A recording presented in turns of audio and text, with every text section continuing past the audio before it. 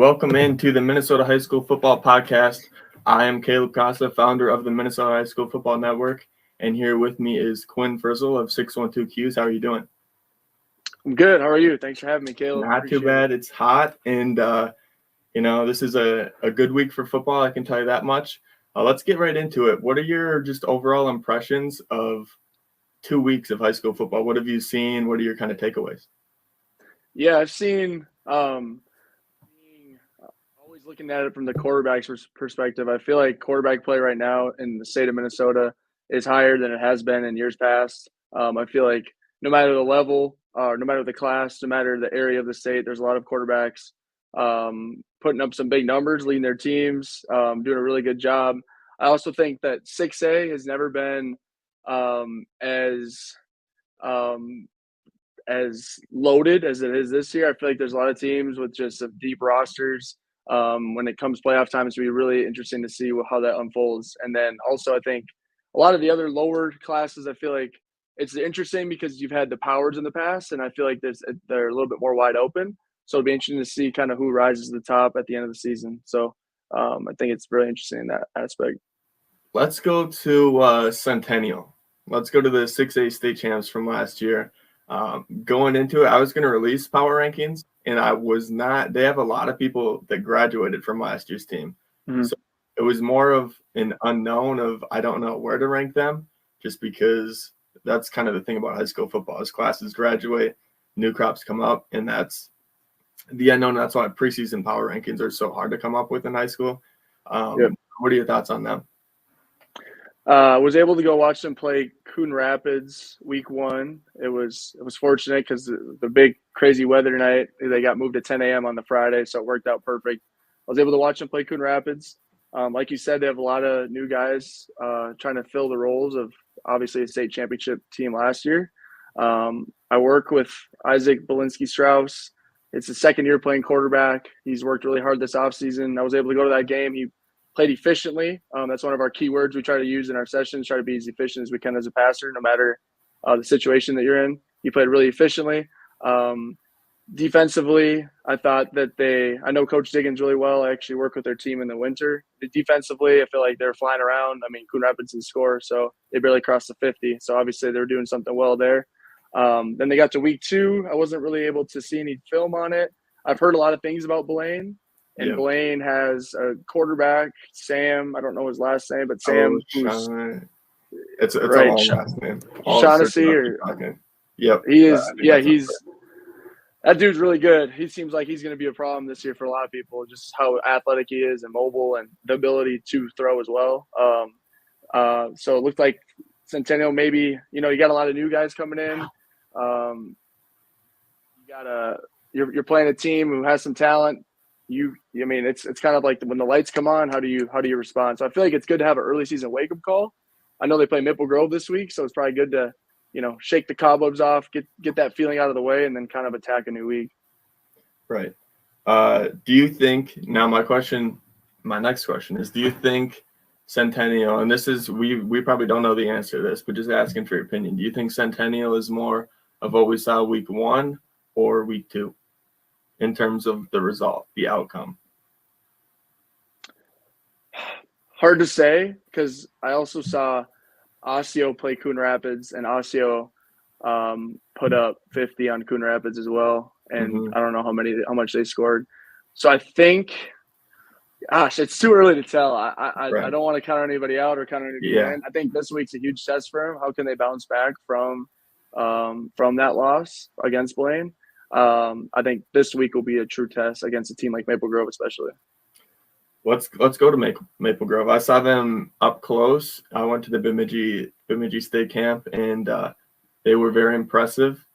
Just against any team they were going against. A new head coach. What are your thoughts on them? They're loaded, man. They got I don't know how many D1 commits they have. 6, 7. Yeah, I was doing we released like the top 2025 like recruits, and it was just like this guy's from Maple Grove and this guy's from Maple Grove. This guy. It's just a ton of people. I feel like they have all the pieces needed to make a deep run. It's just they have their running back Charles Langama. He seems like I believe that's how you say it. He seems like he's just outside zone, inside zone, get him on the edge. And I saw last week he had 9 carries for 130 yards and 2 touchdowns or something like that. Yeah. Well, when you're running behind that O-line too that they got, it's a good running back mixed with a good O-line is almost all you need in high school football, and that is a good formula to winning, especially when it gets colder like you were talking about.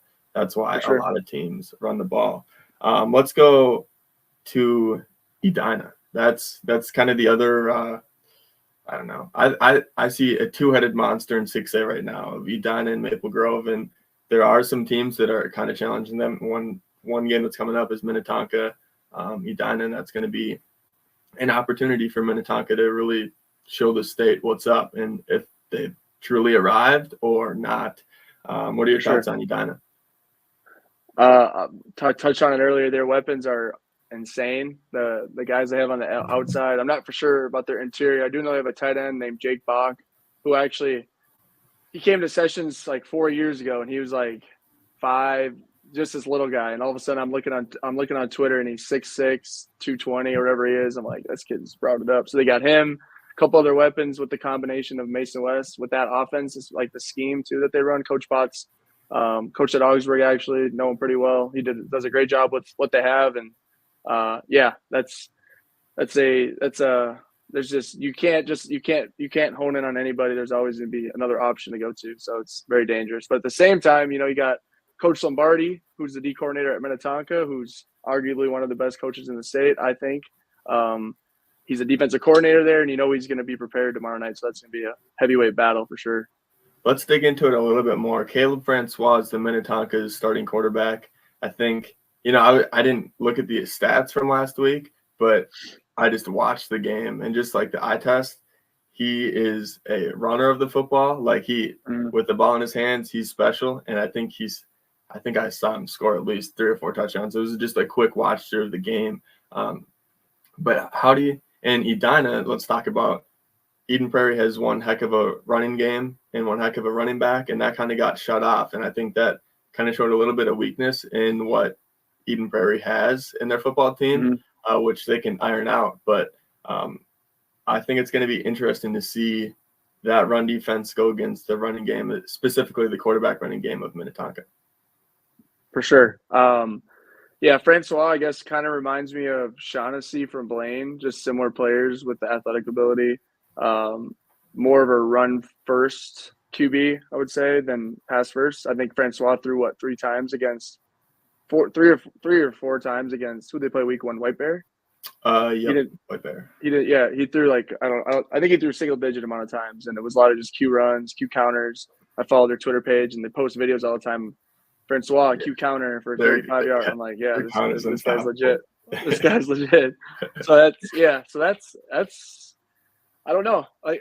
Coach, like I said, they got Coach Esch, great long-time head coach. They got Coach Lombardi, long-time head coach, great defensive-minded coach. So that game is going to be that's early season dogfight. So that'll be entertaining to watch. Eden Prairie, Coach Mike Grant, they have – it's still Eden Prairie. They're never going to go away. They'll be around come late sections, late, even early. I mean, they'll find a way. So they're well coached. The whole weather thing that we talk about, that plays right in Eden Prairie's hands, because a lot of these teams that like throwing the ball, just in Minnesota, you have no idea what the weather is. So if you get in a snowy game, the section championship or whatever with Eden Prairie, and you pass a lot and it's snowing, good luck trying to stop that.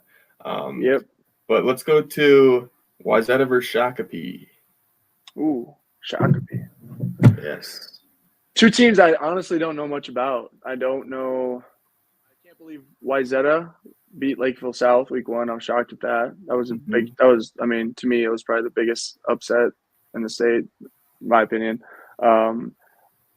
Shakopee, I usually go watch them play Prior Lake the last few years, and I didn't get to the game last week. Shakopee said that quick hit and run game. It's tough. They got a QB, Judah Forsberg, who's really athletic.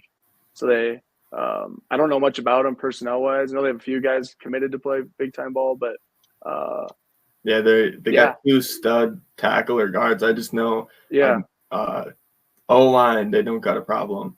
They got some big guys. I think was he going to I want to say Northwestern. Northwestern. Yeah.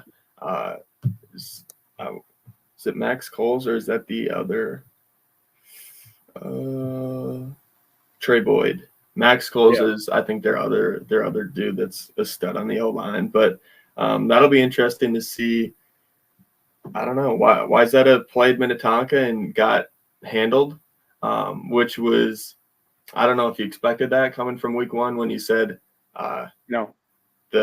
with the upset of, okay, maybe these guys got something this year, which they still might. It's not one week doesn't ruin it for everybody, but Right. just one of those things where, you know, every week is different. So they can win to a good team and then lose to another good team the Right. next day. Eden Prairie and Prior Lake is one of the last. So there's 3 6A games on Thursday. Eden Prairie and Prior Lake is the third one. What are your thoughts on that one? I know we've talked about Eden Prairie a bit. Yeah, Prior Lake. I'm going to 4 games at Prior Lake this week. Well, 3 at Prior Lake, and then 1 tomorrow night at Eden Prairie. So I'm really close with all the Prior Lake guys. I know for a fact that Prior Lake has not beaten Eden Prairie in like 10 years since that coach has been there. So I know they're motivated this year, knowing that this might be their time to strike, coming off of a tough win at Forest Lake, and then our really close game against Shakopee last week. Shakopee's been talked about as one of the top 5 teams in the state. So, yeah, Miles Greenwood, quarterback for Prior Lake. He threw the ball 28 times, which I talked to him last night actually, and it's probably more than he threw in 5 games last year total. So it seems like they're giving him a little bit more of a reins on the offense, and he threw for 220 yards, couple touchdowns. So when they need him to step up, he can. And you combine that with the run game that they have, I think Prior Lakes could, if they get rolling at the right time, they could be a sleeper team in 6A. It's just a tough. 6A is a gauntlet, you know, especially like the Southwest Metro. You're playing Edina, you're playing Tonka, you're playing Lakevilles, you're playing Wayzatas.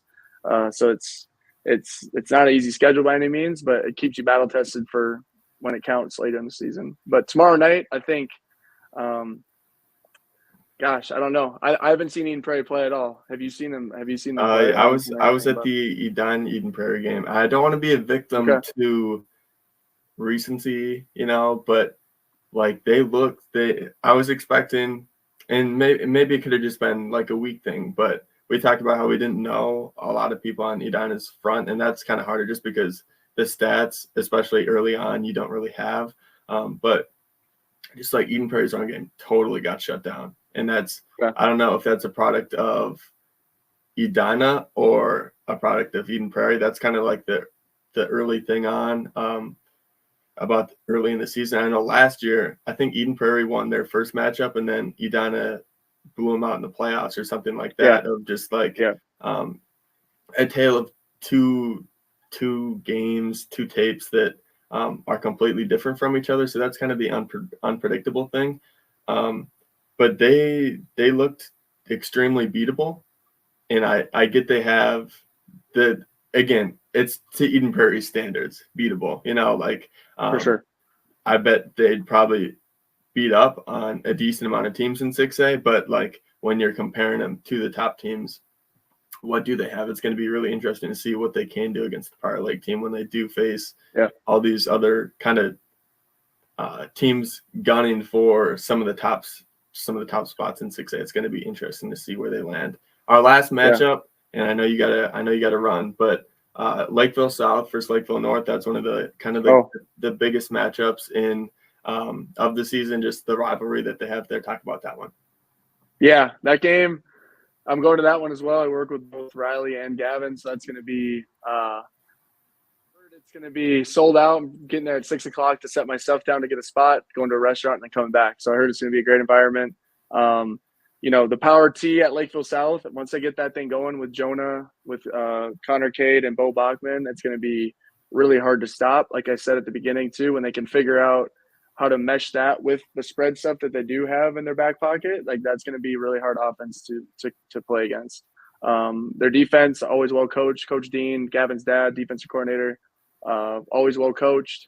I know that both teams, I know this game means more. You know, it's the crosstown rival, bragging rights. Lakeville North, on the other hand, Riley Grossman, Minnesota Duluth commit, really efficient QB in that offense. Yeah, they don't Doesn't turn the throw. ball over. I was looking at his stats from yeah. last. The attempts aren't there, but if you just turn on the film and watch, you can see that he's got it. For sure. Yeah, they don't. I mean, neither team's really. I mean, nobody really airs it out. But if they have to, I'm confident that they could. If it comes to that, but I know that they have Sam Ripplinger, Lakeville North, the running back, really good player. I know against Stillwater, I think the first carry took it 70 yards to the house, so that was a good way to start the season. But I don't know. I know Sebastian too from Lakeville North, tight end, big boy, plays defensive end, I think too. Maybe but he might play both ways, maybe not. But no, it's going to be a heavyweight battle. It's going to be awesome. Yeah. Well, so those are kind of 4 matchups. We can touch on all of them just because there is 16 matchups to go on in 6A, but we kind of just wanted to highlight a few of them. And this is our first one. Pressed for time a little bit, but next week's hopefully we can talk about more programs, and it might be more of a review and also preview of the upcoming week, which would be week 4, right? Yep. Week 4 already. All right. Well, thank you for joining me on the first ever edition of the Minnesota High School Football Podcast. And I know you got to get running, but thank you very much. Yeah, thanks for having me, man.